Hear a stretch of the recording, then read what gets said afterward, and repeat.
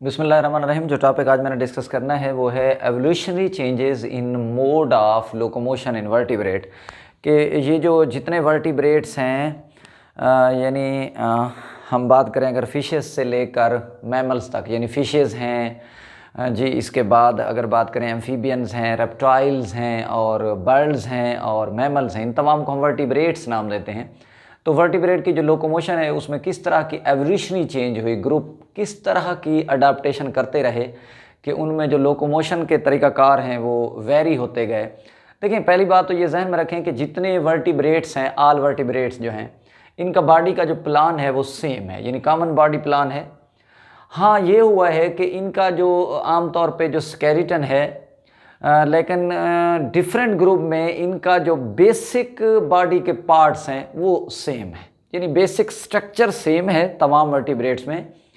लेकिन क्योंकि हम देखते हैं कि ये डिफरेंट, आम तौर पे इनके अंदर मुख्तलिफ़ किस्म के वेरिएशंस मौजूद हैं इनकी लोकोमोशन में, और इनकी ये जो वेरिएशंस हैं उनका ताल्लुक एक तो हैबिटेट के चेंज होने की वजह से है कि कोई पानी में रहता है, कोई लैंड पे है, कोई एयर में आम तौर पे लोकोमोट करता है। तो इन हैबिटेट में चेंज की वजह से इनके जो स्केलेटन है उसमें भी थोड़ी मॉडिफिकेशन मौजूद है ताकि बॉडी मैक्सिमम उस हैबिटेट में सपोर्ट भी हासिल करे और उसी तरह वो लोकोमोट भी कर सके। अगर मैं सी के हवाले से बात करूं, समंदर के हवाले से बात करूं, तो देखें सपोर्ट और लोकोमोशन जो है समंदर के अंदर रिक्वायर्स करती है डिफरेंट टाइप की अडाप्टेशन, और ये अडाप्टेशन बिल्कुल डिफ़र होंगी जी एयर से भी और लैंड से भी।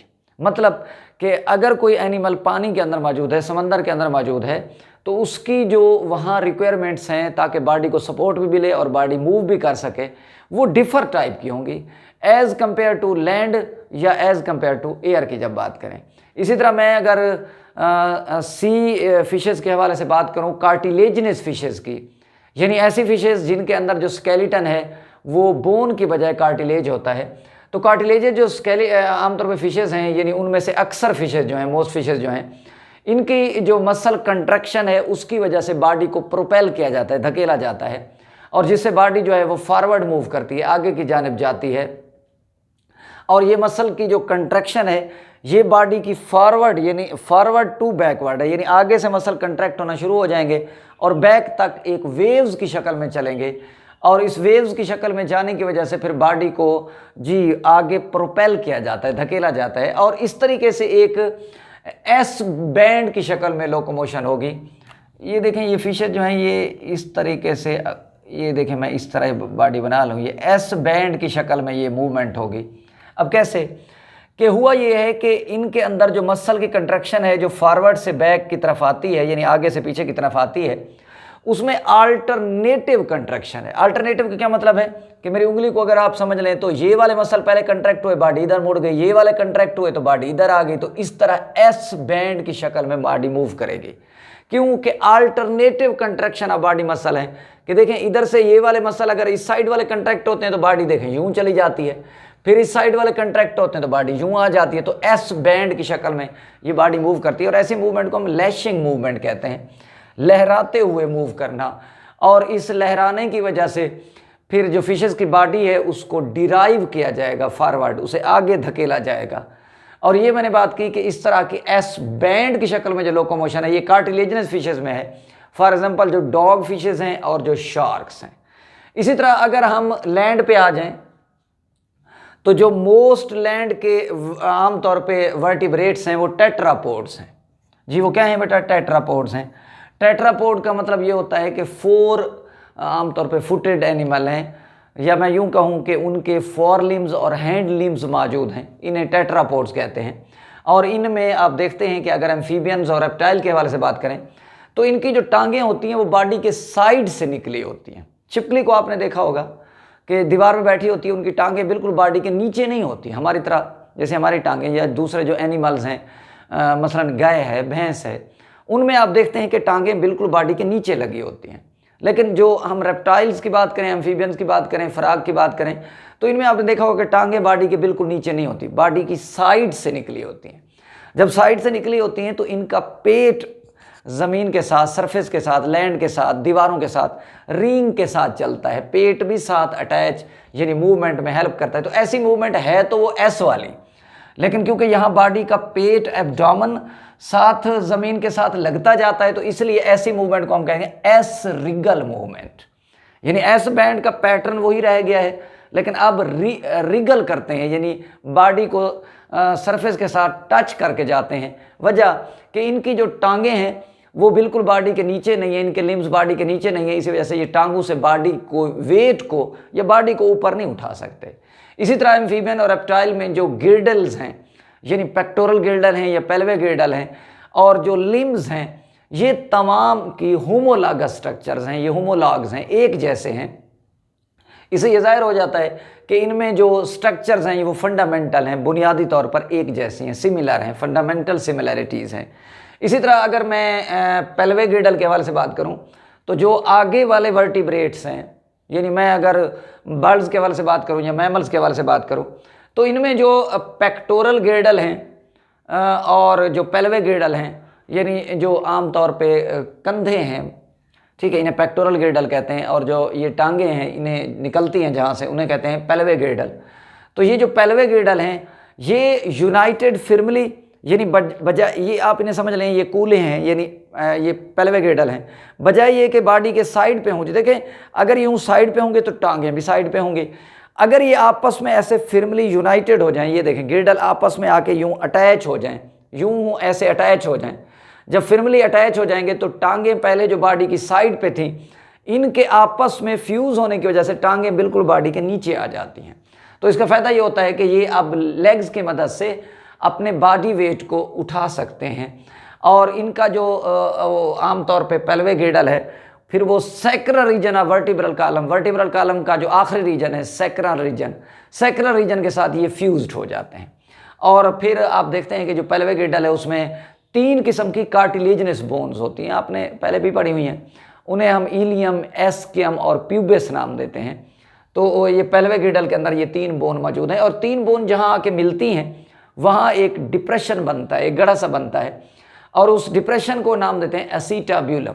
ये जो हमारी बड़ी टांग की हड्डी है, जिस जगह ये गिर्डल के अंदर यानी पेल्विक गिर्डल के अंदर फिट है, तो वो जो गड़ा है, वो जो डिप्रेशन है, जो 3 बोन के मिलने से बना है, यानी इलियम, एस्कियम और प्यूबिस, उसे हम कहेंगे एसीटाब्यूलम। और एसीटाब्यूलम के साथ ये फीमर जो है ये फिर इसकी आर्टिकुलेशन होती है, यानी आसानी के साथ ये घूम सकती है। अच्छा, अब अगर मैं लिम्स के हवाले से बात करूं तो लिम्स जो हैं, जितने टेट्रापोड्स हैं उनके अंदर भी बेसिक सिमिलैरिटीज़ मौजूद हैं, फंडामेंटल सिमिलैरिटीज़ मौजूद हैं।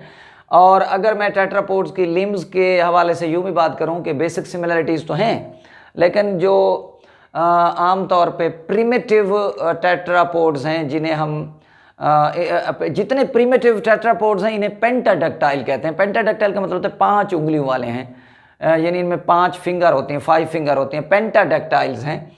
और इनके अंदर आम तौर पे बाज़ बोन जो हैं वो रिड्यूस हो गई हैं, यानी कम हो गए हैं, और बाज़ ऐसी बोन हैं जो फ्यूज्ड हो गई हैं।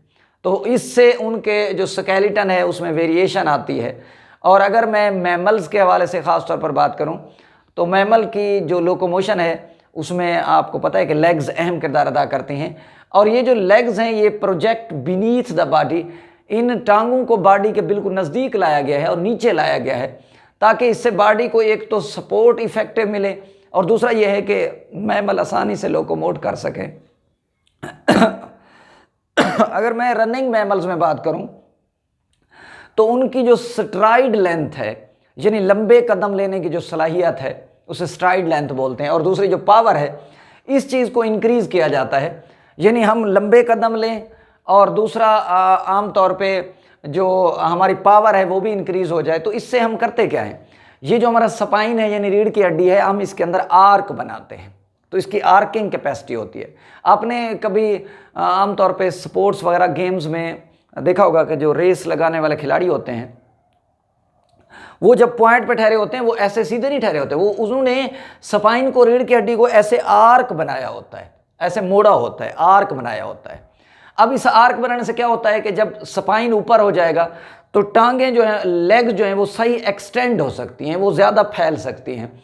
जब वो ज़्यादा फैल सकती हैं तो वो ज़्यादा से ज़्यादा अपनी पावर को ट्रांसफ़र कर सकती हैं, ट्रांसमिट कर सकती हैं ग्राउंड की तरफ। और जब ग्राउंड की तरफ ज़्यादा से ज़्यादा पावर ट्रांसमिट होगी तो पाँव ज़्यादा दबाएंगे ज़मीन को पावर से, तो इसलिए फिर जी आगे वो ज़्यादा तेज़ी से मूव करते हैं। तो ये जो हमारी, या आप कभी वॉक कर रहे हो और आपने तेज़ चलना हो तो आप ऑटोमेटिकली बॉडी को ऐसे यूँ, ये यहाँ से यानी कमर को ऐसे झुका लेते हैं, फिर तेज़ चलते हैं।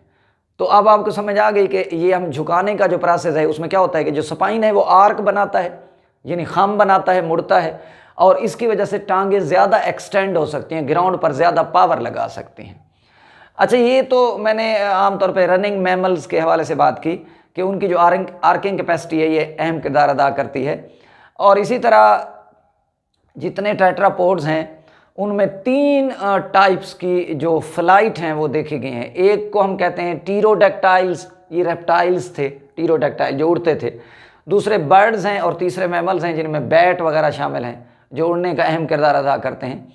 और अगर मैं बात बर्ड्स के हवाले से करूं तो देखें जो बर्ड्स हैं उनमें इस तरह की जो अडाप्टेशन है वो मौजूद होती हैं कि बॉडी आसानी के साथ जी हवा में उड़ सके और बॉडी का वेट भी कम रहे। इसलिए आप देखते हैं कि उनकी बोन जो हैं वो हॉलो होती हैं और उन्हें फ्रिक्शन का भी कम से कम सामना करना पड़े एयर के अंदर। इसलिए उनकी बॉडी जो है वो बोट शेप होती है, यानी स्ट्रीम लाइंड होती है to reduce the friction in the air. अब जो बर्ड्स हैं इनमें देखें जो बोन्स हैं वो हॉलो हैं, अंदर से खोखली हैं, या कुछ जो बोन्स हैं वो फ्यूज्ड हो गई हैं, वो आपस में मिल गई हैं। और इसी तरह आप देखते हैं कि उनके जो पेक्टोरल मसल्स हैं, कंधे वाले मसल्स हैं, और उन्हें नाम देते हैं सुप्राकोराकाइड मसल। सुप्राकोराकाइड जो मसल्स हैं ये वेल डेवलप होते हैं। किस तरह डेवलप होते हैं कि इनके पास ज़्यादा से ज़्यादा पावर होती है कि ये आमतौर पे बॉडी को लिफ्ट कर सकते हैं, बॉडी को ऊपर तक लेके जा सकते हैं।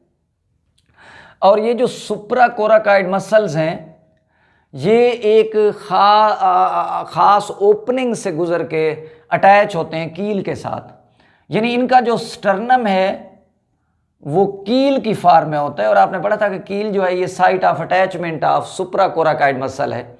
सुप्राकोराकाइड के मसल के जो टेंडन हैं वो गुजर के जाते हैं ओपनिंग में से, यानी हमारी तरह ऊपर से नहीं अटैच, इस तरह एक ओपनिंग से गुजर के जाते हैं और उस ओपनिंग को नाम देते हैं फोरामेन टेरोसम। फोरामेन यानी ओपनिंग, जी टेरोसम। तो फोरामेन टेरोसम जो है वो 3 बोन के मिलने से बनता है जी। क्लेविकल है, कोराकाइड है और स्कैपुला। तो स्कैपुला, कोराकाइड और क्लेविकल ये 3 बोन जो कंधे की मौजूद हैं और जो अपर एंड ऑफ द ह्यूमरस के साथ अटैच हैं, ये एक ओपनिंग बनाती हैं, सुराख बनाती हैं, और सुराख में से जो सुप्राकोराकाइड मसल के टेंडन हैं वो गुजर के आगे कील के साथ अटैच होते हैं। तो इससे ज़्यादा से ज़्यादा पावर लगती है और इस पावर की वजह से आप देखते हैं कि वो बॉडी वेट को उठाए हुए आगे मूव कर जाते हैं। और इन बर्ड्स के अंदर जी एयर सैक्स मौजूद होती हैं जिससे हड्डियां भी खोखली हो जाएंगी और मैक्सिमम ऑक्सीजन की सप्लाई भी मौजूद होती है। और इनके जो फॉर लिम्स हैं वो मॉडिफाइड होते हैं विंग्स की फॉर्म में। बॉडी पर जो छोटे छोटे पर होते हैं उन्हें फीदर्स कहते हैं। ये भी सरफेस एरिया को इंक्रीज करने में जी अहम किरदार अदा करते हैं बर्ड्स के अंदर। अच्छा, अब जितने बर्ड्स हैं इनमें 2 किस्म की लोकोमोशन है। एक को हम बोलते हैं जी एक्टिव फ्लाइट और दूसरे को हम नाम देते हैं पैसिव फ्लाइट, जो मैं पहले जिक्र कर चुका। तो इन एक्टिव और पैसिव फ्लाइट में जो शेप ऑफ विंग्स है, जो विंग्स की शेप है ये डिटरमिन करती है, तय करती है जी टाइप ऑफ फ्लाइट को,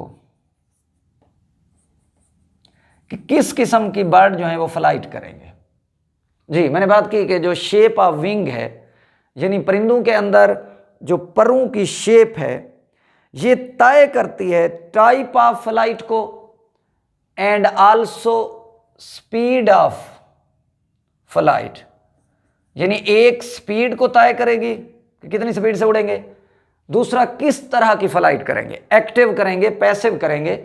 देखो ऐसे बर्ड्स जिनके विंग्स, जी ये परिंदे जो हैं जिनके विंग्स नैरो होंगे और लॉन्ग होंगे, ऐसे ये मैंने एक विंग बनाया है, पर जिनके लंबे होंगे और यहाँ से जी नैरो होंगे, तंग होंगे, ये आइडियल होंगे फॉर ग्लाइडिंग। ग्लाइडिंग का मतलब होता है पैसिव फ्लाइट। ये पैसिव फ्लाइट के लिए आइडियल होंगे। और ऐसे बर्ड्स के विंग्स जो शार्ट होंगे, छोटे होंगे, जैसे स्पैरो में देखते हो, क्रो में देखते हो, और वो वाइड होंगे, ये देखें चौड़े होंगे और शार्ट होंगे, ये आइडियल होंगे फॉर फ्लैपिंग यानी एक्टिव फ्लाइट। जैसे ये एक्टिव फ्लाइट हम स्पैरोज में देखते हैं, पिजन में देखते हैं, ये फ्लैपिंग करते हैं। जो ग्लाइडिंग है ये सी गल्स हैं यानी गर्ल्स हैं और सी बर्ड्स हैं, उनके अंदर ये पैसिव फ्लाइट होती है। अब पैसिव फ्लाइट में उनकी पैसिव फ्लाइट को किसने तय किया? शेप ऑफ विंग्स ने। कि शेप ऑफ विंग्स ने एक तो फ्लाइट को तय किया, टाइप ऑफ फ्लाइट को, दूसरा स्पीड को। कि अगर ऐसे विंग जो लंबे होंगे और इधर से जी नैरो होंगे, तंग होंगे, तो ये आइडियल होते हैं फ्लैपिंग, आइडियल होते हैं ग्लाइडिंग में। और ऐसे विंग जो छोटे होंगे और चौड़े होंगे, ये जी आइडियल होंगे फॉर फ्लैपिंग, यानी उनके अंदर एक्टिव फ्लाइट होगी। अल्लाह हाफिज़।